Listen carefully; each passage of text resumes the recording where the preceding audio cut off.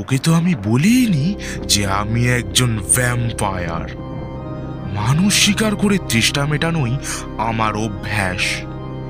যখন আমায় পাগল করার তেষ্টা পায় তখন আমার জ্ঞান থাকে না, ন্যায় অন্যায় সব গুলিয়ে যায়, চোখের নজর ঘোলাটে হয়ে যায়, মাথার ভেতরে 50টা পাগলা ঘোড়া ছুটতে থাকে।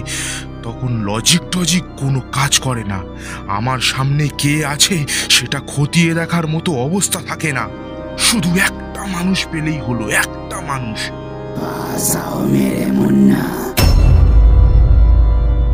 বাবা, তোমার হাতটা কি গরম, ঠোঁটটা কি গরম।